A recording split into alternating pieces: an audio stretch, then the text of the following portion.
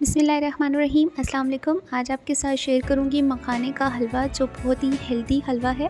अगर आपको भी हर वक्त थकन महसूस होती है या कैल्शियम की कमी है या फिर जोड़ों में हर वक्त दर्द रहता है, फिर भी एक्टिव फील नहीं होता, तो ये हलवा आपके लिए है। तो रेसिपी यहाँ पे अब शुरू करते हैं। तो सबसे पहले यहाँ पे जो है मैंने 300 ग्राम जो है वो गुड़ ले लिया है। 2 कप इसमें जो है वो मैं पानी शामिल कर लूँगी।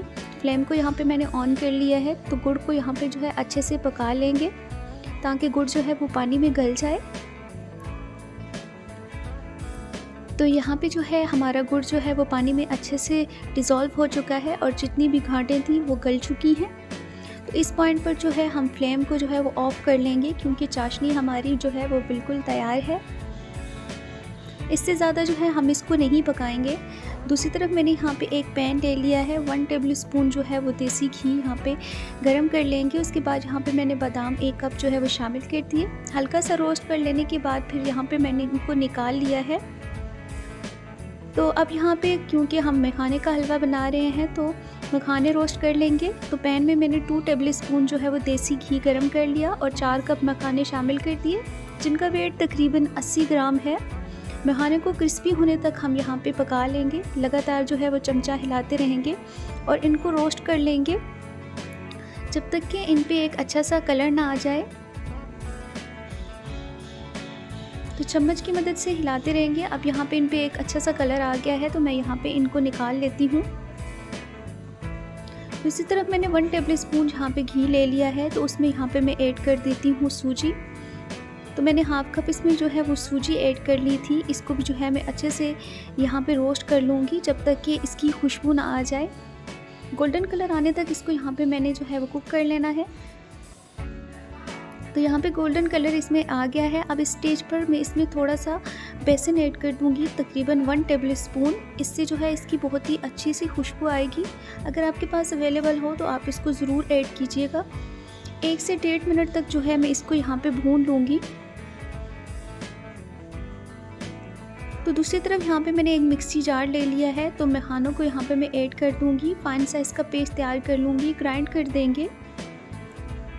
तो अब यहाँ पे जो मैंने बादाम लिए थे वो भी इसमें शामिल कर देंगे और उनको भी यहाँ पे पीस लेंगे। यहाँ पे दरदरा सा इसका मैं पाउडर तैयार करूँगी।